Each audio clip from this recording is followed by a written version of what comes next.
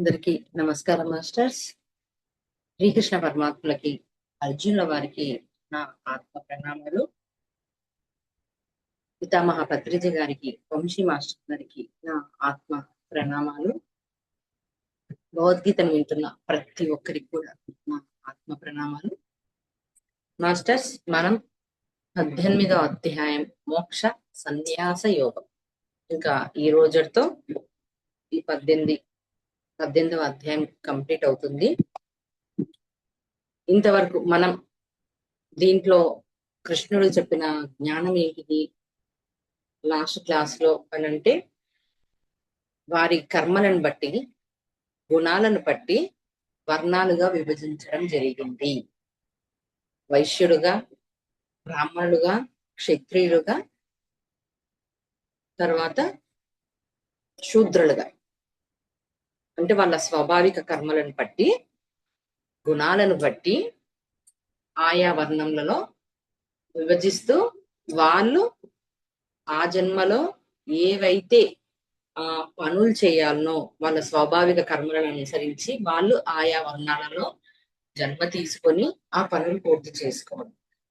వాళ్ళు ఎలా ఉంటారు? బ్రాహ్మణుడు ఎలాంటి స్వాభావిక కర్మలు చేస్తాడు, క్షత్రుడు ఎలాంటి స్వాభావిక కర్మలు చేస్తాడు, తర్వాత శూద్రుడు, వైశ్యులు ఏమేం కర్మలని అంటే వాళ్ళ గత జన్మ కర్మలను బట్టి, గుణాలను బట్టి వాళ్ళు ఏదైతే నేర్చుకోలేదో అది ఇంకొక జన్మకు, అంటే మరణించేటప్పుడు ఏదైతే నేర్చుకున్నారో, ఇంకేదైతే నేర్చుకోలేదో, అంగీకరించలేదో వాటన్నిటిని మళ్ళా తిరిగి నేర్చుకోవడానికి ఆ జన్మను తీసుకుంటారు. అయితే ఈ క్రమంలో ఏం జరుగుతుంది అని చెప్పానంటే, ఆ పరధర్మం స్వధర్మం గురించి చెప్పుకుంటూ వచ్చాడు.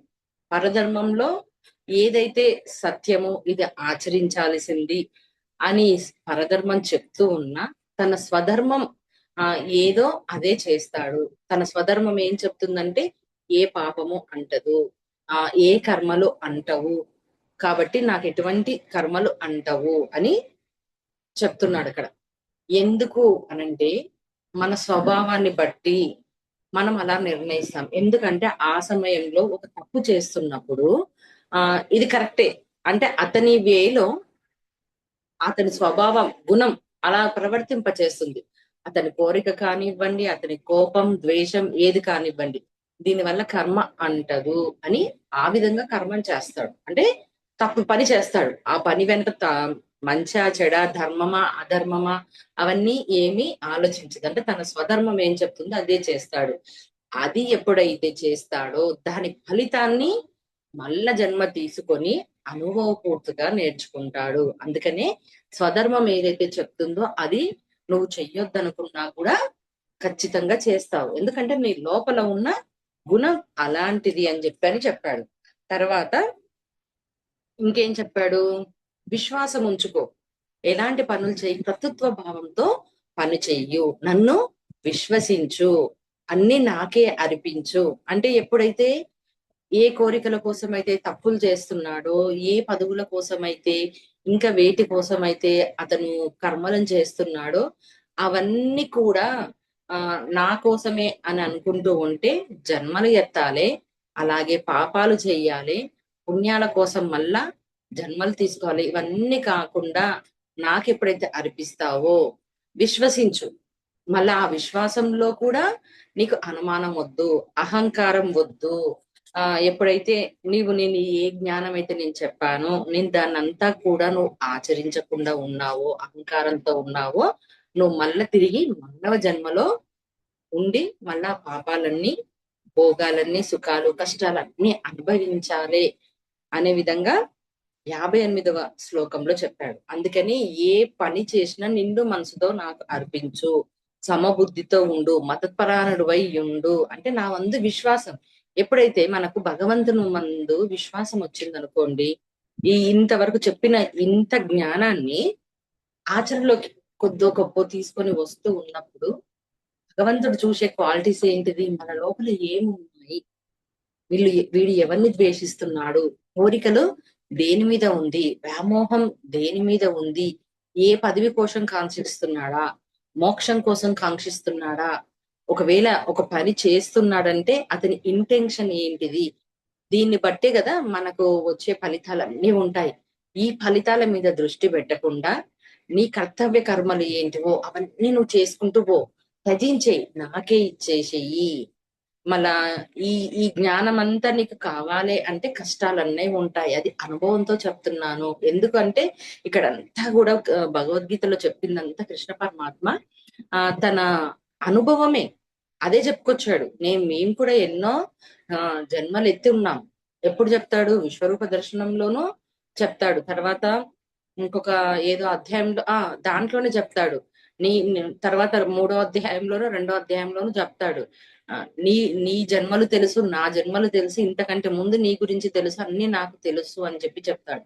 అంటే ఎంత ఆయన జన్మలు ఎత్తి అన్ని కష్టాలు బాధలు పడి ప్రతి భగవంతుడిగా అయినవాడు, అంటే పూర్ణాత్మగా అయిన వాళ్ళు అందరూ కూడా మన స్టేజ్ నుంచే ఒకటి ఒకటి నేర్చుకొని ఉన్నవాళ్ళు. మళ్ళీ ఆ జ్ఞానాన్ని అంతా ఏం చేస్తున్నారు అంటే భగవంతునిగా అయిపోయారు. అంటే మనకన్నా ఉన్నత ఆత్మలుగా అయ్యారు.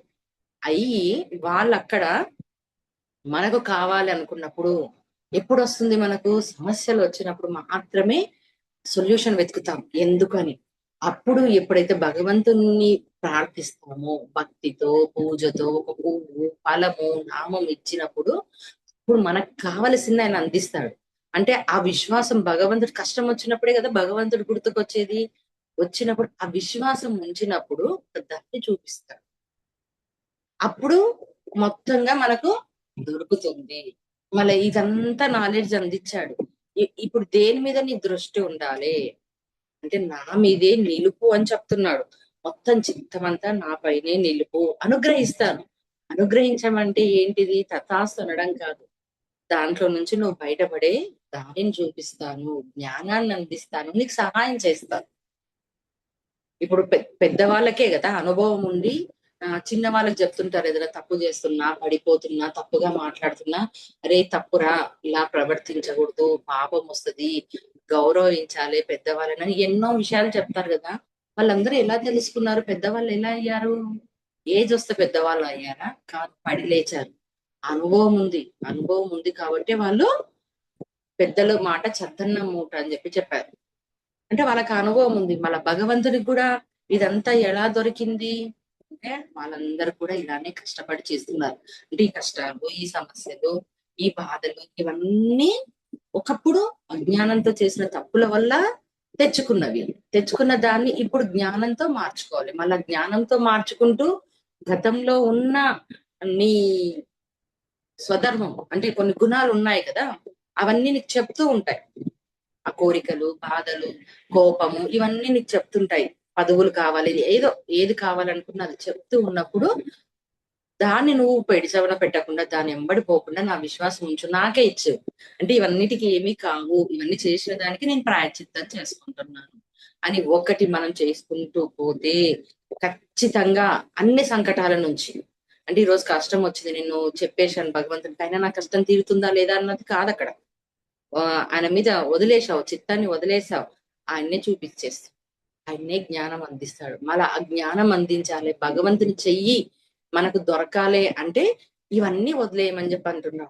చేసిన కర్మలన్నిటిని కూడా చేసి వదిలే. అది కూడా ఏది? ధర్మబద్ధమైనవి. అప్పుడు తర్వాత ఏదైతే అహంకారం ఉందో ఆ అహంకారంతో నువ్వు పెడచెవిన అంటే అవుతుందా కదన్నా సందిగ్ధము, ఏమవుతుందిలే అని ఉన్నావనుకో, నువ్వు మళ్ళా ఆ పరమాద్భుతం నుంచి భ్రష్టుడు అవుతావు. అంటే దేనికోసమైతే నువ్వు వచ్చావో, పాకులాడావో, దాని నుంచి నువ్వు భ్రష్టుడు అవుతావు. అంటే ఏమవుతుంది? సింపుల్ గా ఎదుగుదల ఆగిపోతుంది. ఇది 58వ శ్లోకం వరకు తెలుసుకున్నాం. ఇప్పుడు 59 నుంచి 78 సారీ 59వ శ్లోకంలోన అహంకార వశంన నేను ఈ యుద్ధము చెయ్యను అని నువ్వు నిశ్చయించుకున్నట వృధా. ఏలనన నీ స్వభావమే యుద్ధము చేయటకు నిన్ను పురికొల్పును. ఇంతకుముందు ఏం చెప్పాడు? అహంకార వశంతో నేను చెప్పిన మాట వినకపోతే, అంటే ఏదైతే జ్ఞానం అందించానో లేదో నీకు ఆ పరమపదం పోతుంది. అంటే నువ్వు చేరాల్సిన లైన్ ఏదైతే ఉందో, జర్నీ ఉందో అక్కడికి నువ్వు ఆగిపోతావన్నాడు. మళ్ళీ ఇప్పుడు ఏం చెప్తున్నాడు? అహంకార వశంలో నేను ఈ యుద్ధము చెయ్యమని నువ్వు నిశ్చయించుకున్నా ఉందా. ఇక్కడనేమో యుద్ధం చేయకుండా ఉన్నావా, నీ స్వభావం నేను జయిస్తుంది అంటున్నాడు. అక్కడనేమో అహంకారంతో ఏం చెప్పాడు? అహంకారంతో వచనాలు అంటే ఆచరించకుండా ఉన్నావా పోతుందని. ఇక్కడనే మనం అర్థం చేసుకోవాల్సింది, అన్నిటినీ వదిలేసి భగవంతుని పైన విశ్వాసము చిత్తం ఉంచి అన్ని పనులు చేసుకుంటూ పో అన్నప్పుడు మోక్షాన్ని ఇస్తాడు. అంటే అన్నిటినీ మనకు కావలసిన ప్రతి జ్ఞానాన్ని ఎలా దీన్ని దగ్ధం చేసుకోవాలన్న నాలెడ్జ్ని ఇస్తారు. మళ్ళీ నేను యుద్ధము చెయ్యాలని నిశ్చయించుకున్నావు కదా అంటే, ఇంత తెలిసినా సరే నేను ఈ పాపం చెయ్యను, ఈ యుద్ధం చెయ్యను, ఇది నా వల్ల కాదు అని చెప్పని అన్నావు. నీ స్వభావమే నేను యుద్ధం చేయడానికి పురికొల్పును అంటే నీ లోపల ఒకటి ఉంది కదా, చెయ్యాలి అని వచ్చావు. ఎలా డిజైన్ చేసుకొని వచ్చావు, నేను యుద్ధం చెయ్యాలి. అది ఎందుకు? గత జన్మల్లో ప్రారంభం. అంటే ఏదైతే చెయ్యాలని నీ లోపల ఉందో, ఏ కోపం అయితే ఉందో, ఏ పగ అయితే ఉందో, దాన్ని నువ్వు ఇక్కడ చెయ్యాలని భూమి మీదకి వచ్చావు. ఇప్పుడు ఇక్కడ నువ్వు ఆపేశావు. నీ లోపల నీ స్వభావం అంటే నీ లోపల ఉన్న నీ గుణమే నిన్ను తల్లి కొలుపుతుంది. మన ఇక్కడ ఇదే మనం లోకి వస్తే ఏం జరుగుతుంది? మనం ఇక్కడ ఇలా ఉండాలి, నేను ఇలా మార్చుకోవాలి అని చెప్పని అనుకుంటూ ఉంటాం. అనుకుంటూ ఉన్నప్పుడు ఏదన్నా ఒక సిచ్యువేషన్ జరిగినప్పుడు ఏమవుతుంది? మన విచక్షణనంతా కోల్పోతాం. కోల్పోయి ఏమేస్తాం? యుద్ధం, మాట యుద్ధము ఏదో ఒకటి చేసి ఓడిపోతాం. అప్పుడు ఏమనుకుంటాం? ఏం బుద్ధి లేకుండా ప్రవర్తించానే, బుద్ధి లేని పని చేశానే, ఎందుకు నీకు ఆ క్షణంలో నేను కంట్రోల్ చేసుకోలేకపోయాను, ఎందుకు నేను తప్పట అడిగేశాను, అరే మారాలనుకున్నా కూడా నేను మారలేకపోతున్నాను అంటే కారణం ఏంటిదంటే నీ స్వధర్మము. అంటే నువ్వు అలానే ఉండాలని నువ్వు నిశ్చయించుకొని వచ్చావు. నీ ముందరున్న పాత్రదాడు కూడా అలానే ఉండాలని నిశ్చయించుకొని వచ్చాడు. కాబట్టి ఏదైతే చెయ్యొద్దు అనుకున్నావు అది చేస్తావు. విశ్వరూప దర్శనంలో కూడా కృష్ణుడు ఒకటి చెప్తాడు అర్జునుడికి, నువ్వు అందరినీ యుద్ధం చేయడానికి రాలేదు, ఎవరెవరి కర్మను బట్టి వాళ్ళు వాళ్ళ డిజైన్ చేసుకున్నప్పుడు ఆ దాంట్లో నువ్వు ఎంతమందిని యుద్ధంలో చంపుతావు అన్నది కూడా క్లియర్ గా చెప్పాడు. అంటే భవిష్యత్తును కూడా చెప్పాడు. ఎందుకంటే అతని రికార్డ్ లో అతని పైన యుద్ధం చేయాలి, ఎవరినైతే చంపాడనుకున్నాడు యుద్ధం చేయాలనుకున్న వాళ్ళ పైన యుద్ధం చెయ్యాలి, శత్రువులుగా భావించి తీసుకున్నాడు. లోపల ఏముంటుంది? శత్రుత్వం అమ్మాయి కదా ఉండేది. అదే ఇక్కడ క్లారిటీ ఇస్తున్నాడు. ఇక్కడ నువ్వు బంధాలలో ఉండి గురువు, అన్న, తాత అని ఇక్కడ మారావేమో, కానీ నీ లోపల ఉన్నది మారలేదు, నీ అంతరంగం మారలేదు. కాబట్టి నీ స్వభావమే నిన్ను యుద్ధం చేయడానికి ప్రేరేపిస్తుంది అని చెప్పాడు. 60వ శ్లోకం. ఓ కౌంతయ్య, మోహ ప్రభావం నీవు చేయుటకు ఇష్టపడని కర్మను కూడా నీ పురకృత స్వాభావిక కర్మలచే సంస్కారంచే బంధించబడి తత్ప్రభావంన నీవు అవశుడవై చేయుదవు. ఇక్కడ కూడా అది చెప్తున్నాడు, నీ మోహ ప్రభావం చే అంటే మోహంలో ఉండి ఇప్పుడు నువ్వు కర్మం చేయకుండా ఇష్టపడట్లేదు, కానీ నీ పూర్వకృత స్వభావం అంటే ఒకప్పుడు నువ్వు ఏదైతే ఉన్నావో ఆ స్వభావము ఖచ్చితంగా ఆ కర్మలకు బంధించబడి నువ్వు దాన్ని చేయడానికే అవుతావు అని ఇక్కడ క్లారిటీ ఇస్తున్నావు. అర్జున, శరీర రూప యంత్రములను అధిరోహించి సర్వ ప్రాణుల హృదయముల యందు అంతర్యామిగానున్న పరమేశ్వరుడు తన మాయ చేత వారి వారి కర్మలను అనుసరించి వారిని భ్రమింప చేస్తున్నాడు. అంటే ఇక్కడ శరీరాన్ని యంత్ర రూపంలో పోలుస్తున్నాడు. అంటే ఎవరైతే శరీరంలో అంటే యంత్రంలో ఉన్నవాడు అంటే ఆత్మగా ఉంటూ అధిరోహించి సర్వ ప్రాణుల హృదయం యందు అంతర్యామిగా ఉన్న పరమేశ్వరుడు. సర్వ సర్వ ప్రాణుల హృదయాలు అంటే ప్రతి ప్రాణిలోను కూడా పరమేశ్వరుడు ఉన్నాడు. మాయ చేత వారి వారి కర్మలను అనుసరించి భ్రమింప చేస్తున్నాడు. అంటే ఇక్కడ ఏంటిది? మనం ఏమనుకుంటాము? భగవంతుడు మమ్మల్ని బాధ పెడుతున్నాడు, భగవంతుడు మమ్మల్ని కరుణించలేదు, భగవంతుడు మా మీద దయ ఉంచలేదు అని అంటుంటాం కదా. అక్కడ ఇది చెప్తున్నాడు. ఏంటిది? ఎవరు? భగవంతుడు మాయ చేత కాదు, నువ్వు చేసుకున్న నీ కర్మల మాయ చేత. అంటే మాయని కమ్ముకొనుంది, అజ్ఞానంతో ఉండి నువ్వు ఆ తప్పులు చేసావు చూడ, ఆ మాయలో వాటి ప్రభావం వల్లనే నీవు ఇప్పుడు ఇక్కడ అనుభవిస్తున్నావు. దానికి కారణం నేను కాదు, భగవంతుని మాయ కాదు, మనలో ఉన్న అజ్ఞానం అన్న మాయ. అంటే అప్పుడు ఏంటిది నీ స్వధర్మం ఏం చెప్పింది? ఇప్పుడు ఈ పని చెయ్యాలి, ఈ మనిషిని ఇలా యుద్ధం చెయ్యాలి, ఈ మనిషిని ఇలా బాధ పెట్టాలి అని. ఒకప్పుడు నువ్వు ఏదైతే మరణించే సమయంలో ఆ మనిషి మీద నువ్వు తీసుకొని వచ్చి ఉంటావో, ఇప్పుడు ఆ పాత్రలో ఆ మనిషి ఉన్నప్పుడు వాళ్ళు నిన్ను బాధ పెట్టడం కానీ, మనం వాళ్ళని బాధ పెట్టడం కానీ ఎలా జరుగుతుందంటే, అప్పుడు చేసిన తప్పు, అజ్ఞానం అన్న మాయ.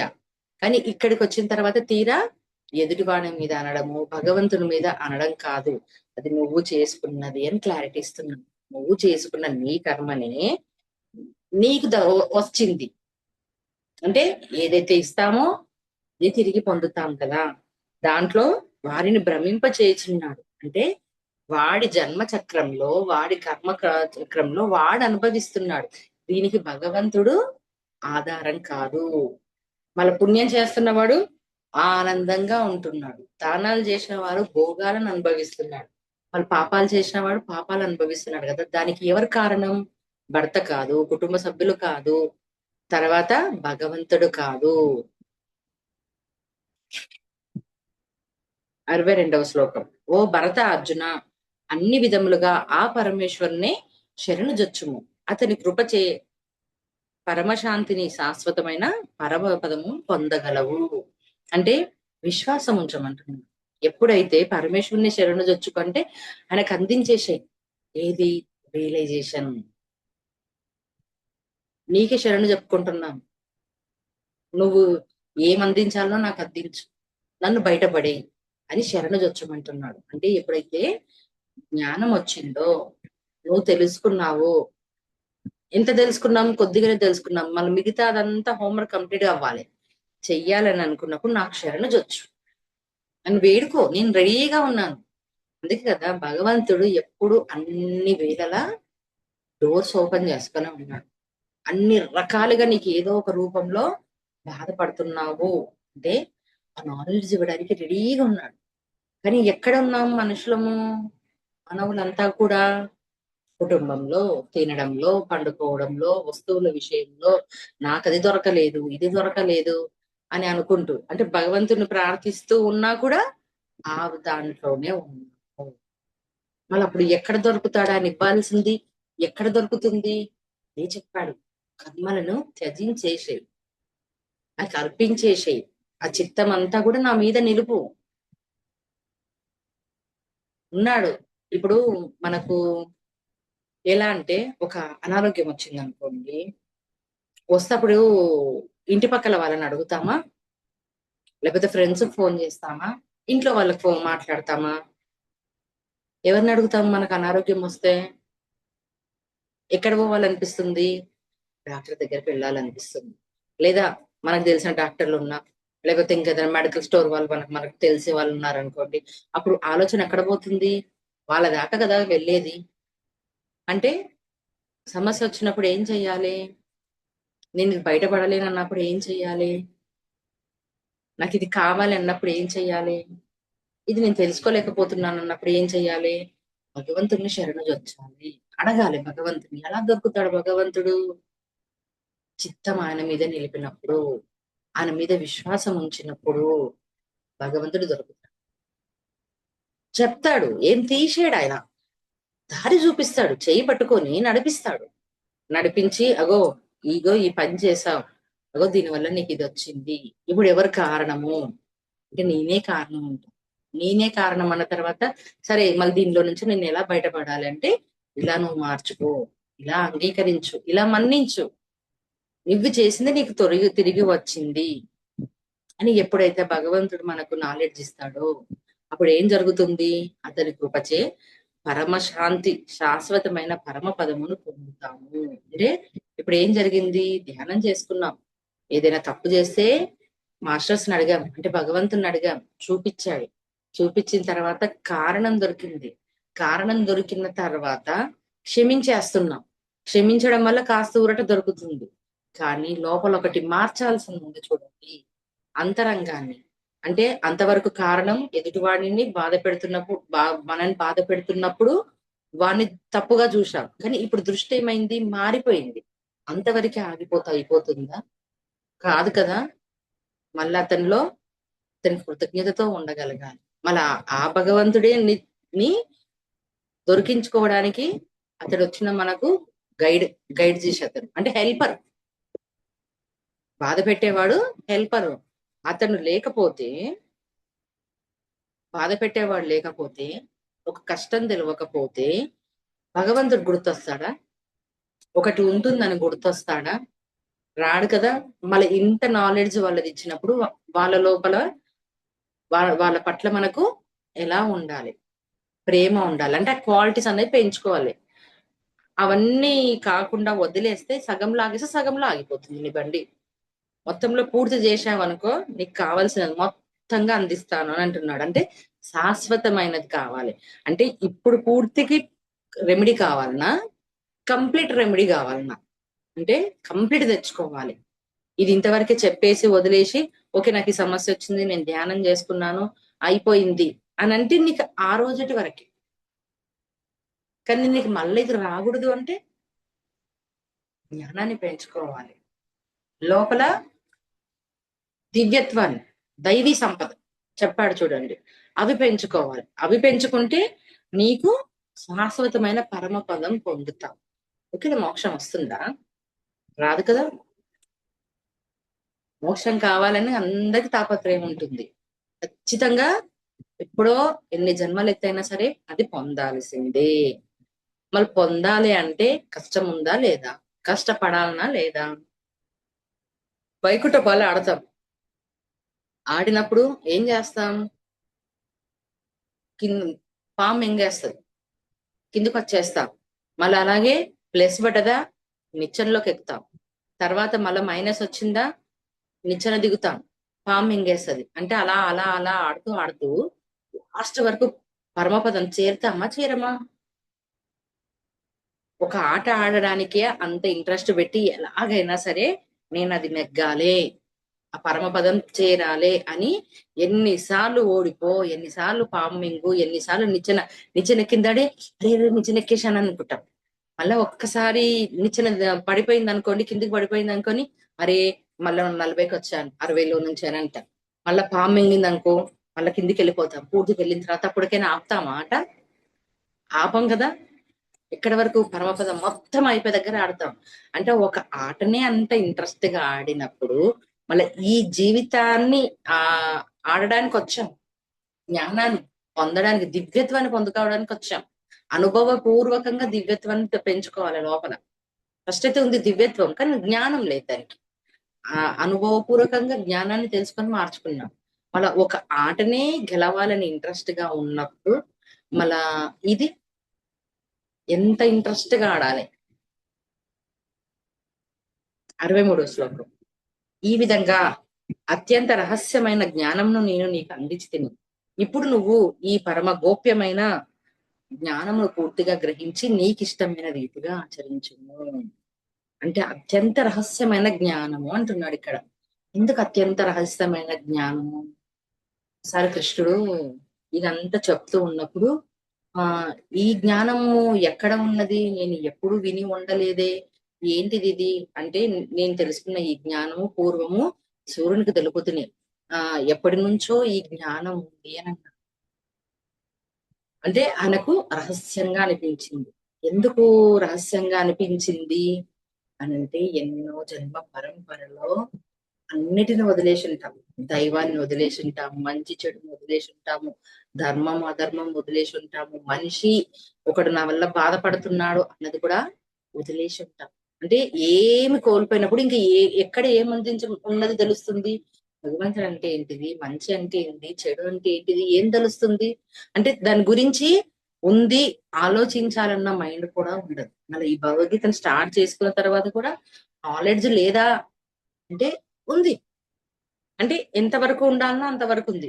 అంటే ఒక్కొక్క చాప్టర్ లో ఆయన ఒక్కొక్కటి చెప్తున్నప్పుడు ఇంత ఉందా, ఇంత మార్చుకోవాలన్నా అని ఆశ్చర్యం అనిపించలేదా? ఇంత రహస్యంగా ఇంత ఉందా జ్ఞానము అంటే అటువంటి జ్ఞానాన్ని ఆయన అందించాడు. ఎందుకు అందించాడు అంటే ఆయన లోపల ఆ కరుణ వచ్చింది, ఆ విషాదం వచ్చింది. అంటే భగవంతునికి ఇష్టమైనది ఏంది? ప్రియుడు ప్రియుడు అని అంటాడు కదా. ఎవరు ప్రియుడు?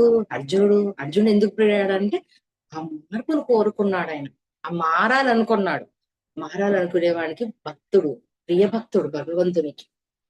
ఎంతమంది ఉంటారు మారాలని చెప్పని అనుకునే వాళ్ళు? చాలా కొద్ది మంది. అందుకే అత్యంత ప్రియ భక్తుడివి అని అంటాడు. అందుకని ఇక్కడ ఏం చెప్తున్నాడు? ఆ జ్ఞానం నీకు అందించాను. అంటే పరమ గోప్యమైన జ్ఞానమును పూర్తిగా గ్రహించు. అంటే గోప్యంగా, అంటే రహస్యంగా. రహస్యమైనదంటే ఇందాకనే చెప్పుకున్నాం. అంటే ఎప్పుడు విననప్పుడు మనకి ఏమనిపిస్తుంది? ఆశ్చర్యం అనిపిస్తుంది. అవునా, ఎప్పుడు నేను ఇది విని ఉండలేదే. అంటే ఈ జన్మలో ఎప్పుడో విని ఉంటాం. అంటే పురాణాల్లో, ఉపనిషత్తుల్లో, విశ్వ నియమాల్లో ఇదే ఉంది. అంటే ఆ అది తెరిచి అది చదివి గ్రహించేది ఉందా అంటే ఆ నాలెడ్జ్ లేదు. ఇది మంచి చెడు అనేది ఉందా? లేదు. కనీసం విని తెలుసుకొని ఆచరించిన చాలు. మళ్ళా అలాంటి జ్ఞానాన్ని గ్రహించు. గ్రహించు అంటే తెలుసుకో. ఇప్పుడు నేను ఏదైతే చెప్పాను ఇదంతా గ్రహించు. తర్వాత నీకు ఇష్టమైన రీతిగా ఆచరించము. అంటే యథా చేసి తదా కురు అని చెప్పాడు కదా ఇక్కడ. నీకు ఇష్టమైన రీతిగా ఇదంతా ఇచ్చాను కదా, నీకు ఏది ఇష్టమో అది చెయ్యి. అందించాల్సిన జ్ఞానం అయితే నీకు పూర్తిగా అందించాను అని చెప్తున్నాడు. 64వ శ్లోకం. సమస్త గోప్య విషయముల యందును పరమ గోప్యమైన నా వచనములు మరొక్కసారి వినుము. నువ్వు నాకు అత్యంత ప్రియుడవు అగుట వల్ల నీకు మిక్కిలి హితమును గూర్చి వచనములు మరలా చెప్పుచున్నాను. అంటే ఇంత చెప్పాడు కదా, ఇన్ని చాప్టర్లలో ఇంత చెప్పిన తర్వాత కూడా గోప్యం అనుకుంటున్నావు కదా, ఆ వచనాలు మరొక్కసారి చెప్తారు. అంటే మననం మననం చేస్తున్నాడు. అంటే మళ్ళొక్కసారి మనకి ఏవైనా మెయిన్వి గుర్తు పెట్టుకోవాలి అని అనుకున్నప్పుడు ఇప్పుడు ఏదన్నా ఒకటి క్లాస్ చెప్తాం. మనం క్లాస్ చెప్పినప్పుడు ఏం చేస్తాం? ఫస్ట్ లో ఆ పాయింట్స్ చెప్తాం, మళ్ళీ తిరిగి ఏం చేస్తాం? లాస్ట్ కొన్ని పాయింట్లుగా మననం చేస్తాం. అంటే ఆ పాయింట్స్ చెప్పినప్పుడు ఏం జరుగుతుంది మనకు అంటే తిరిగి గుర్తుండిపోతాయి. అలా నేను చెప్తాను. ఎందుకంటే నువ్వు అత్యంత ప్రియుడివి అగుట వల్ల నీకు మిక్కిలి హితం గూర్చి విచనాలు మరలా చెప్పుతున్నాను. అంటే హితం చేసేది అంటే నీ మేలు చేసేది నీకు మరలా తిరిగి చెప్తున్నాను అని చెప్తున్నాను. 65వ శ్లోకం. ఓ అర్జున, నువ్వు నా యందే మనసును నిలుపుము, నా భక్తుడు కమ్ము, నన్ను సేవింపుము, నాకు ప్రణమిల్లుము. ఇట్లు చేయట వల్ల నన్నే పొందగలవు. ఇది ప్రతిజ్ఞాపూర్వకంగా నేను చెప్పు మాట. ఏలనన నువ్వు నాకు నువ్వు నా కత్యంత ప్రియుడవు. నా యందే మనసును నిలుపుము. ఎందుకు మనసును నిలుపమంటే వల్ల ఎందుకు గుర్తు చేస్తున్నానంటే ఒక్కొక్కసారి విచక్షణను కోల్పోతాం. విచక్షణ కోల్పోయినప్పుడు విశ్వాసం సన్నగిల్లుతుంది. విశ్వాసం ఎప్పుడైతే సన్నగిల్లుతుందో ఏమి ఆలోచన లేని స్థితిలోకి మనం వస్తాం. కాబట్టి నా న్యాయందే మనసును నిలుపు. అంటే నేనున్నాను. అంటే కష్టం వచ్చినప్పుడు ఇందాక చెప్తున్నాను, ఎక్కడ వెళ్తాము? మాకు అనారోగ్యం వస్తే హాస్పిటల్కి వెళ్తాం, డాక్టర్ దగ్గరికి వెళ్తాం. వెళ్ళి నాకు ఇది వచ్చింది అని దానికి తగ్గట్టుగా టెస్టులు కావాలంటే టెస్టులు, మెడిసిన్స్ కావాలంటే మెడిసిన్స్, ఇంకా ఎలా ఆహార నియమాలు పాటించాలి, ఏమవుతుందంటే డాక్టర్ దాకా వెళ్తేనే కదా మనకు అర్థమయ్యేది. అలా నీకు ఏది వచ్చినా నా యందే మనస్సును నిలుపు, నా భక్తుడివి కమ్ము. భక్తుడు భక్తుడు అని అంటున్నాడు కదా. ఉమ్ ఆ జ్ఞానం ఎవరి దగ్గర దొరుకుతుంది? భగవంతుని దగ్గర దొరుకుతుంది. భక్తుడు జ్ఞానాన్ని దొరికించుకోవాలంటే ఏంది? సరెండర్ అవ్వాలి. దానికి కమ్ము అంటున్నారు. నన్నే సేవింపుము. నన్నే సేవింపు నా మీద ఉంచు. ఆ భక్తి ఆ శ్రద్ధను ఉంచు. ఆ జ్ఞానాన్ని నీకు అందిస్తాను. ఇట్లు చేయటం వల్ల నన్నే పొందగలవు. అంటే ఎప్పుడైనా ధర్మ సంకటాలు వచ్చాయి, మనకి ఏదైనా సమస్య వచ్చింది, ఇది చెయ్యాలనా వద్దా అన్నప్పుడు నన్ను సేవించు, నన్ను ప్రణమిల్లు, నీకు దొరుకుతాను, నేను చెప్తాను. ఇంతకు మించింది ఇంకా ఎవరిస్తారు చెప్పండి? భగవంతుడు. అంటే ఆయన నిత్యం మనకు 24/7 బై 24/7 అవైలబుల్ లో మొత్తం ఆయన కాలాతీతంలో ఉంటూ అందరినీ చూస్తూ ఎవరికి ఏ సమయంలో ఏది అందించాలనో ఆ రకంగా అందిస్తున్నాడా లేదా అనంటే అందుకోవడానికి సిద్ధంగా ఉండాలి. అందించినా కూడా ఇది ఆయననే ఇచ్చిండని నమ్మే విధంగా కూడా ఉండాలి. నమ్మకం కూడా ఉండాలి. ఇప్పుడు ఒకటి వచ్చింది, ఒక మెసేజ్ లో మనకు దొరికింది ఈ రోజు అని చెప్పారంటే, నీకు కావాల్సింది దొరికింది అని అనుకో, సొల్యూషన్ ఆయనే పంపించాడు, నువ్వు అడిగావు. అప్పుడు ఏం చేయాలి? కృతజ్ఞత తెలియజేయాలి. ఓకే, నాకు కావాల్సింది ఒక మెసేజ్ రూపంలో వచ్చిందా, ఒక సినిమాలో ఒక డైలాగ్ రూపంలో వచ్చిందా, ఒక సీరియల్లో వచ్చిందా, ఒక బుక్ లో వచ్చిందా అని ఎవరిచ్చారు ఇదంతా? ఆయన సృష్టించిన దాంట్లోనే కదా మనం అందరం ఉన్నది. ఆయన ద్వారా ఆనందించిందే కదా. అందుకని ఇది ప్రతిజ్ఞ పూర్వకంగా నేను చెప్పుతున్న మాట. అంటే ప్రతిజ్ఞ చేసి చెప్తున్నానంటే ఇది ఖచ్చితం. ఇది మళ్ళా సంశయం ఉందా, అవునా కాదా అన్నది పడిపోతాడు. అంటే సంశయంలో ఉంటాడు కదా మధ్య మధ్యలో, ఇంకా ఉందా లేదా, ఆయన లోపల ఎలా ఉంది అని చెప్పని ఆయన మళ్ళా తిరిగి తిరిగి తిరిగి చెప్పుకుంటూ వస్తున్నాడు, మననం చేసుకుంటూ వస్తున్నాడు. ఇంకేమన్నా డౌట్స్ మిగిలిపోయాయా, నమ్మకం లేదా, లేకపోతే చెప్పిన జ్ఞానం ఏ రకంగా అర్థమయ్యింది, ఎందుకు ప్రియుడు నీకు ఎందుకు ఇంతగా చెప్తున్నాను అని చెప్పానంటే, నువ్వు మారాలనుకుంటున్నావు, అందుకోసమే నీకు ఇది చెప్తున్నాను. అంటే భగవంతుడు చూసేది ఏంది? అంగీకారం, మార్పు. నేను మారుతాను, నాకు అవకాశం ఇవ్వండి, నాకు చెప్పండి అంటే ఖచ్చితంగా అందిస్తాను. ఆ విశ్వాసం ఉంచుకోవాలి. ఆ ఆ విశ్వాసం భగవంతుడి మన మీద మనకి ఎంత భగవంతుడి మీద నమ్మకమో, భగవంతుడికి కూడా మన మీద నమ్మకం ఏర్పడాలి. నమ్మకం ఏర్పడాలంటే నమ్మకం కలిగించే పనులు చెయ్యాలి. ఓకేరా, వీనికి ఇచ్చేసాం అనుకో, వీడు రియల్ గా అడుగుతున్నాడు, బయట బయట దానికి అడగట్లే, కోరికల కోసం అడగట్లే, లోపల మారాలని మారుతున్నాడని ఎలిజిబుల్ అని చెప్పి అంటాడు. మళ్ళీ అంత దాంట్లో మనకు నిరీక్షణ అవసరమా లేదా? ఓపిక ఉండాలన్నా ఉండద్దా? ఆహా, అంతవరకు ఉండదు. ఓ రావట్లేదని ఇంకో దానికి పరిగెత్తుతాడు, ఇంకో దానికి పరిగెత్తుతాడు. అలా ఉన్నప్పుడు భగవంతుడు మన మీద ఎలా విశ్వాసం ఉంచుతాడు? మనకు భగవంతుడి మీద విశ్వాసం ఉంచితే కదా దొరికేది. ఎందుకంటే ఆయన అన్ని సాధించేశాడు, అన్ని సాధించేసి అన్ని తెలుసుకొని అన్ని రకాలుగా జయించి మనకన్నా ఉన్నతంగా ఉన్నాడు. ఇంకా తెలుసుకోవట్లేదంటే ఇంకా ఇంకా జన్మలెత్తి ఇంకా ఇంకా తెలుసుకుంటున్నాడు. అంటే ఇంకా ఇదంతా మనలాంటి వాళ్ళకు అందించడానికి. 66వ శ్లోకం. సర్వధర్మములు అనగా సమస్త కర్తవ్య కర్మలు నా కర్మం సమర్పింపుము. సర్వశక్తిమంతుడను సర్వాధారుడను పరమేశ్వరుడు ఆయన నన్ను శరణుజొచ్చుము. అన్ని పాపముల నుండి నిన్ను నేను ముక్తుడను గావించుము. నువ్వు శోకింపకు. సర్వధర్మములు అంటే ఏంది? మనం చేయాల్సిన కరెక్ట్ పనులు అవన్నీ. సమస్త కర్తవ్య కర్మలు అంటే నీ కర్తవ్యం చెప్పాడు కదా, బ్రాహ్మణులు, శూద్రులు, వైశ్యులు, అందరిని అన్ని వర్ణాల దాంట్లలో వాళ్ళకి కొన్ని పనులన్నీ అప్పచెప్పి, నువ్వు ఈ పనుల్లో నీ కర్తవ్యం ఇదా, ఎందుకంటే ఇది నువ్వే చూజ్ చేసుకున్నావు, ఇలా నువ్వు దీంట్లో జన్మ తీసుకున్నావు కాబట్టి నీ కర్తవ్యం చేయాల్సిందే, నాకు సమర్పింపుము. అంతే కదా. ఇంటికి వచ్చిన తర్వాత ఇక్కడ మనం జన్మ తీసుకుంటాం, పైననేమో చక్కగా రాసుకొని వస్తాం అన్ని, A to Z, pin to pin, pin to pin. నేను ఇలా ఉండాలి, ఈ సంవత్సరంలో ఇలా ఉండాలి, ఈ నెలలో ఇలా బాధపడాలి, ఈ డబ్బు వచ్చినప్పుడు, ఈ డబ్బు పోయినప్పుడు ఇలా ఉండాలి అని అన్ని రాసుకొని వస్తాం. రాసుకొని వచ్చిన తర్వాత తీరా ఇక్కడికి వచ్చిన తర్వాత ఇదెందుకు ఇలా వచ్చింది, వీడెందుకు నన్ను తిట్టాడు, నాకెందుకు ఈ అనారోగ్యం వచ్చింది, నా భర్త ఎందుకు ఇలా ఉన్నాడు, నా పిల్లలు ఎందుకు ఇలా ఉన్నాడు, నా పరిస్థితి ఏంటిది, ఇది అంటే ఇదంతా కూడా నీ కర్తవ్యమే కదా, నీ సమస్త కర్తవ్యమే. అంటే నువ్వు చెయ్యాలనుకున్నది మొత్తం ప్రణాళిక, మొత్తం డిజైన్. మళ్ళీ దాన్ని అంగీకరించినప్పుడు, నువ్వు దాన్ని చెయ్యనప్పుడు నీకు భగవంతుని మీద విశ్వాసం ఉన్నట్ట, శ్రద్ధ ఉన్నట్ట, నీ ధర్మాన్ని నువ్వు కరెక్ట్ గా పాటిస్తున్నావా, కరెక్ట్ గా నిర్వర్తిస్తున్నావా? మళ్ళీ అవన్నీ ఏం చేయమంటున్నాడు?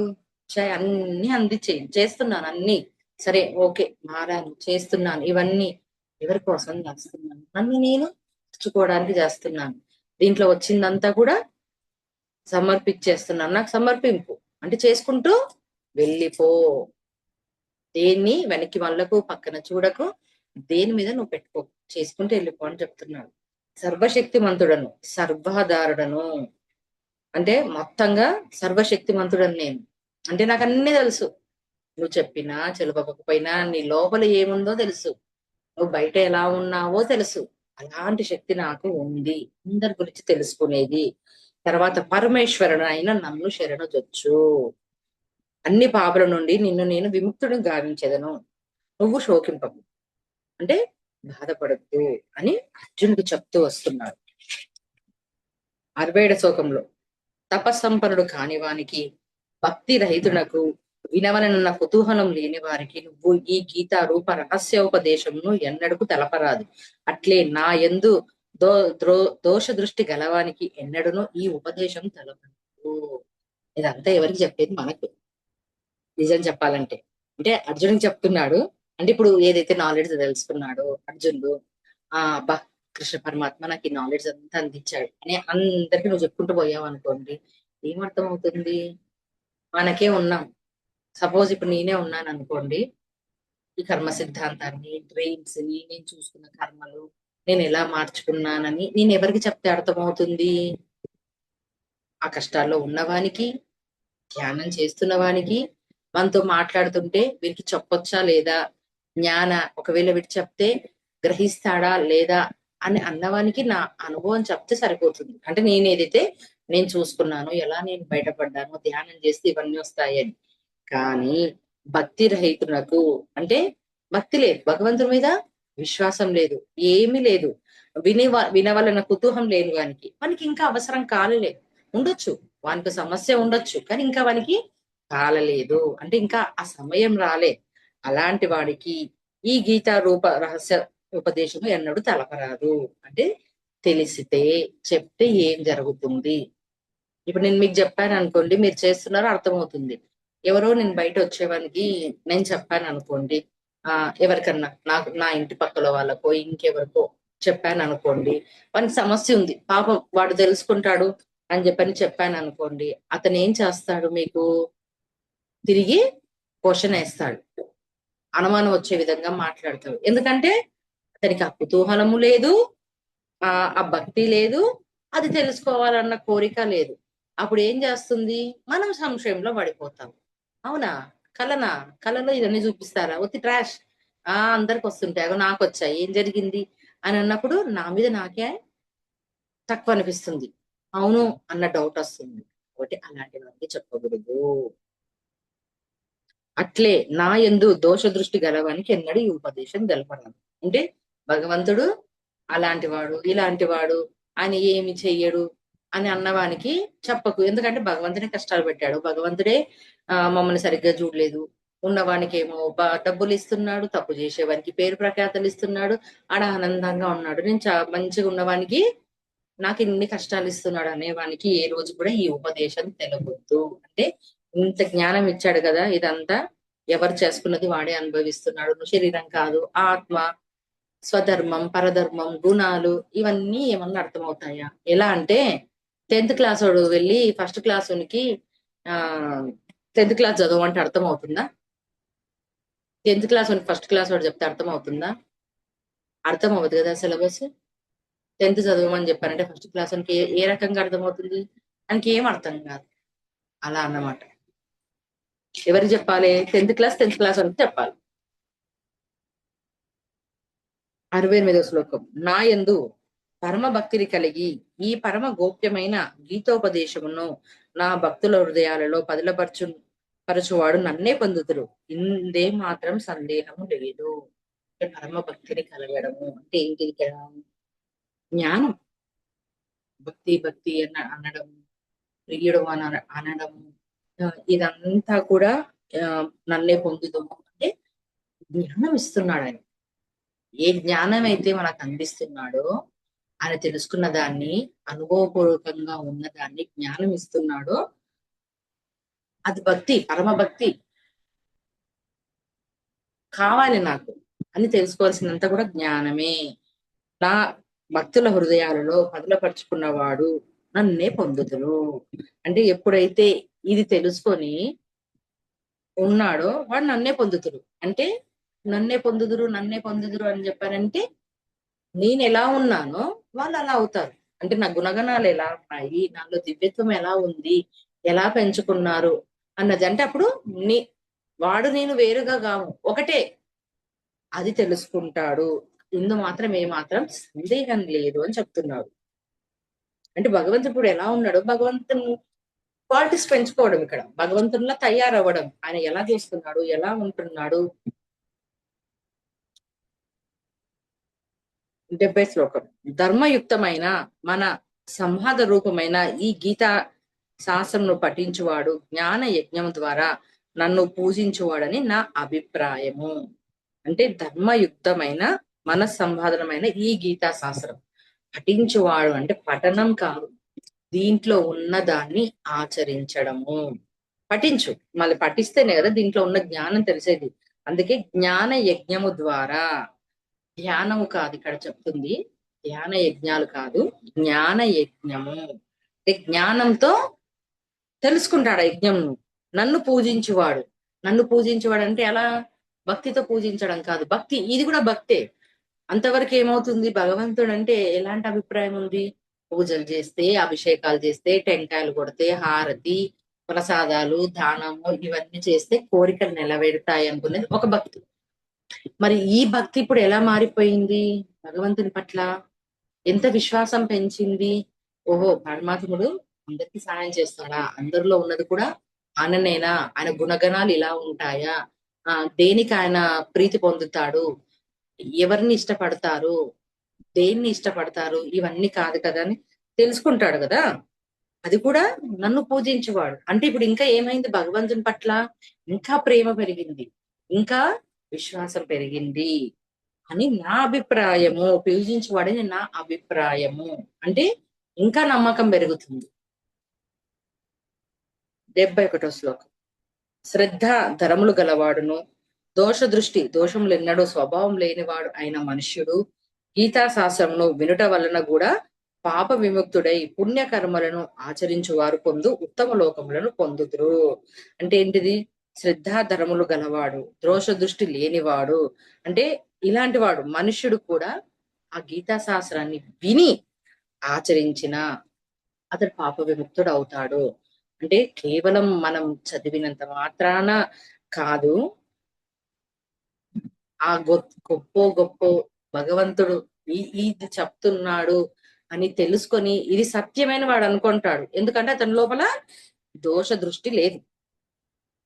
ఏం చేయకపోయినా పర్వాలేదు, దానాలు, ధర్మాలు, ధ్యానము ఇవన్నీ ఏమి చేయకపోయినా దోష దృష్టి లేదు. అంటే దోష స్వభావం, తప్పుగా ఆలోచించాడు, తప్పుగా ఉన్నాడు, నమ్ముతాడు.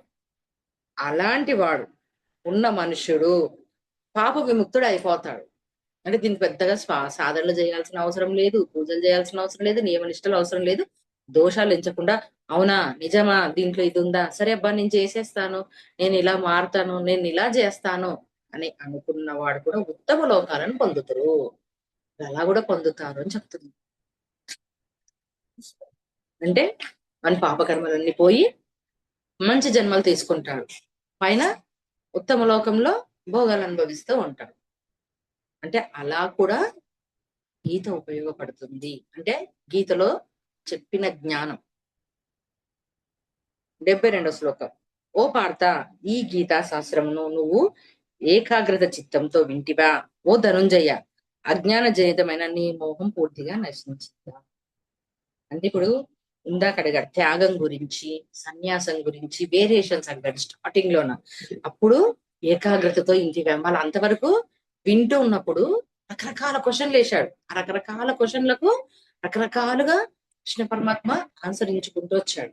మళ్ళీ ఇప్పుడు ఇదంతా నేను చెప్పాను కదా, ఈ శాస్త్రాన్ని అంతా నీకు చెప్పాను, మళ్ళీ నువ్వు ఏకాగ్రతతో విన్నావా, అర్థమయ్యిందా నీకు, నీలో ఉన్న అజ్ఞానమితమైన మోహం పోయిందా. మోహంలో ఉన్నావు కదా, అజ్ఞానంతో ఉన్న మోహం, ఇక్కడ జ్ఞానంతో ఉన్న మోహం కాదు, అజ్ఞానంతో ఉన్న మోహము అదంతా పోయిందా అని అర్జునుడు ఇంతటితో సమాప్తం చేస్తున్నాడు. అంటే ఆయన చెప్పాల్సిన జ్ఞానం అంతా కూడా, గీతా శాస్త్రం అంతా కూడా అయిపోయింది. ఇప్పుడు అర్జునుడు చెప్తున్నాడు. అర్జున ఉవాచ, అర్జునుడు పలికాను, ఓ అచ్యుత, నీ కృపచే నా మోహం పూర్తిగా తొలగిపోయింది, స్మృతిని పొందితిని, ఇప్పుడు సంశయరహితుడనైతిని కనుక నీ ఆజ్ఞను తలదాల్చెదను. అంటే ఇప్పుడు ఏమన్నా, మోహం అంతా తొలగిపోయింది, క్లారిటీస్ వచ్చాయి, కంప్లీట్ గా తెలిసిపోయింది, స్మృతిలోకి వచ్చాను, స్మృతి పొందితిని అంటే తెలుసుకున్నాను, ఇంకా ఎటువంటి సంశయాలు నాలో లేవు. కాబట్టి నువ్వు ఏ ఆజ్ఞనైతే చెప్పావో ఆ ఆజ్ఞను శిరసహ ఇస్తాను, చేస్తాను అని చెప్పాడు. ఇదంతా కూడా ఎవరు చెప్తున్నాడు? సంజయుడు చెప్తున్నాడు. 74 నుంచి 78 శ్లోకాల వరకు సంజయుడు చెప్తున్నది. అంటే ఇదంతా కూడా సంజయుడు తన దివ్య దృష్టితో అర్జునుడు కృష్ణుల సంవాదం మొత్తం గీత చెప్పినదంతా కూడా వింటున్నాడు.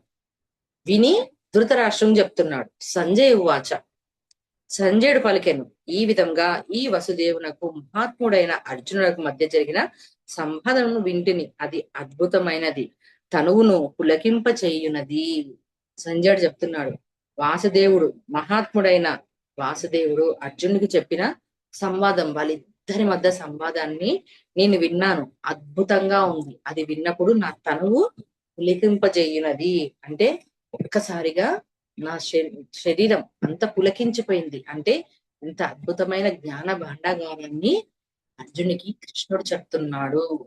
తర్వాత వేదవ్యాసుల వాని కృప వలన దివ్య దృష్టిని పొందిన వాడినై పరమ గోప్యమైన ఈ యోగమును, గీతను యోగీశ్వరుడైన శ్రీకృష్ణ భగవానుడు స్వయంగా అర్జునకు చెప్పుచుండగానే నేను ప్రత్యక్షంగా విన్నాను. ఆ అదృష్టం ఎవరికి దొరికింది? సంజయునికి దొరికింది. ఎలా? వేదవ్యాసుని కృప వల్ల. ఆయన దివ్య దృష్టిని ఇచ్చాడు కదా. ధృతరాష్ట్రుడికి కళ్ళు లేవు, ఆ యుద్ధం చూడాలి రాజు కాబట్టి, అలా యుద్ధం చూడాలంటే అతనికి ఆ ఎలిజిబిలిటీ రాలేదు. ఎవరికి వచ్చింది అంటే సంజయునికి రావడం వల్ల ఆ దివ్య దృష్టిని ఇచ్చి అక్కడ ఈయన ఎంత దూరంలో ఉన్నాడు అక్కడ అది చూసుకుంటూ ధృతరాష్ట్రునికి చెప్తూ ఉన్నాడు. ఇదంతా కూడా వేదవ్యాసుల వాడు వినాయకునికి చెప్తూ ఉంటే వినాయకుడు రాస్తూ ఉన్నాడు. ఇలా వచ్చిందే మనకు ఈ భగవద్గీత. అప్పుడు యోగీశ్వరుడైన భగవానుడు అర్జునుడు చెప్పుచుండగా నేను ప్రత్యక్షంగా విన్నాను. ప్రత్యక్షంగా విన్న వాళ్ళు ఎవరు అంటే సంజయుడు. ఓ రాజా ధృతరాష్ట్ర, శ్రీకృష్ణ భగవానుకు అర్జునునికి మధ్యన జరిగిన గోప్యమైన ఈ సంవాదము పుణ్యప్రదమైనది, అత్యంత అద్భుతమైనది. ఈ సంవాదమును క్షణము అనుక్షణము పదే పదే స్మరించుచు నేను నిరంతరము ఆనందంతో ఓలలాడుచున్నాను. అంటే ఇంత జ్ఞానం అందించాడు కదా. ఈ గోప్యమైనది, ఆ పుణ్యమైనది అంటే పుణ్యాన్ని ఇచ్చే మొత్తంగా కూడా నేను పదే పదే స్మరిస్తున్నాను. అంటే ఒక మంచి సాంగ్ విన్నా, లేదా ఒక మంచి మాట విన్నా, ఒక సత్యం మనకు తెలిసింది అనుకోండి, అంటే ఎన్నో రోజుల నుంచి మనం ఒకటి వెతుకుతుంటాం. దానికి కావాల్సిన ఆన్సర్ దొరికినా, ఇది దొరికింది అని అన్నప్పుడు ఏమవుతుంది? దాన్ని ఆనందంతో స్మరిస్తుంటాం. ఒక ఆనందం వచ్చింది అనుకోండి మనకు, దాన్ని ఏం చేస్తాం? పదే పదే పదే నెమరు వేసుకుంటూ ఉంటాం. అలా ఉన్నాడు, అలా ఆనందంతో ఓలలాడుచున్నాను అని చెప్తున్నాను.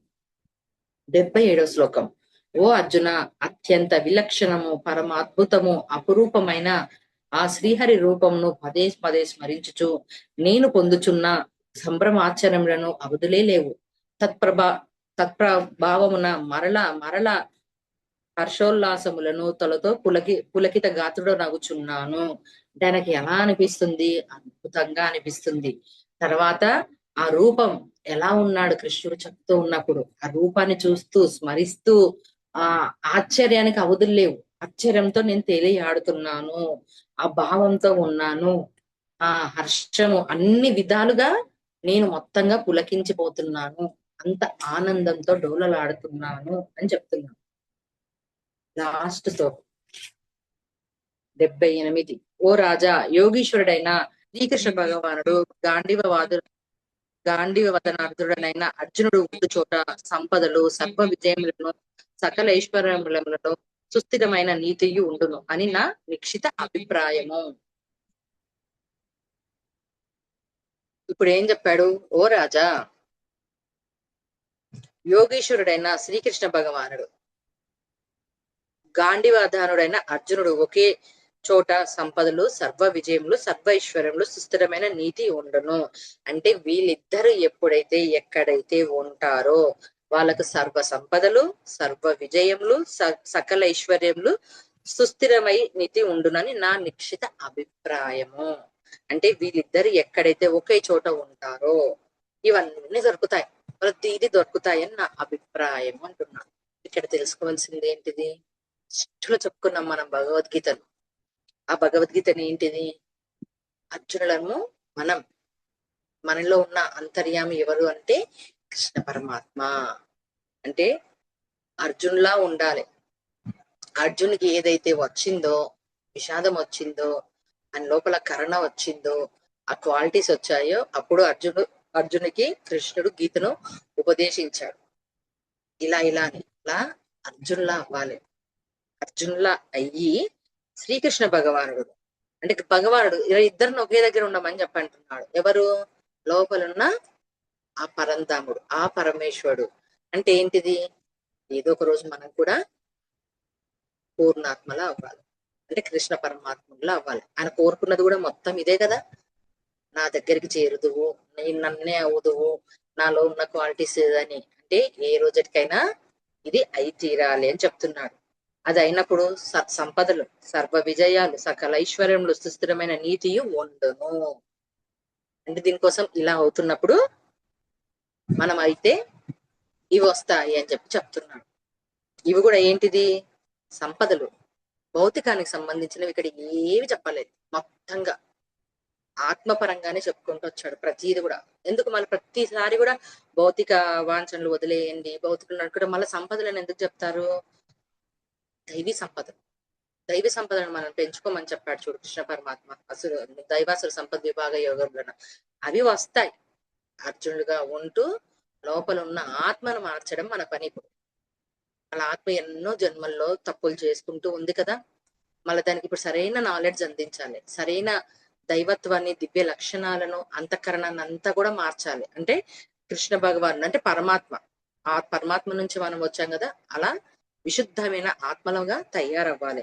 సర్వ విజయములు అంటే సర్వ విజయాలంటే ఇంకా విజయాలు కదా. మనం తప్పు చేయనప్పుడు అపజయాలు ఎక్కడుంటాయి? ఎప్పుడు ఆనందంతో ఉండొచ్చు. సకల ఐశ్వర్యములు, సకల ఐశ్వర్యములు అని అంటే ఇక్కడ ఏంటివి? మొత్తం గుణాలు. తర్వాత సుస్థిరమైన నీతి అంటే ధర్మబద్ధంగా ఉంటాము.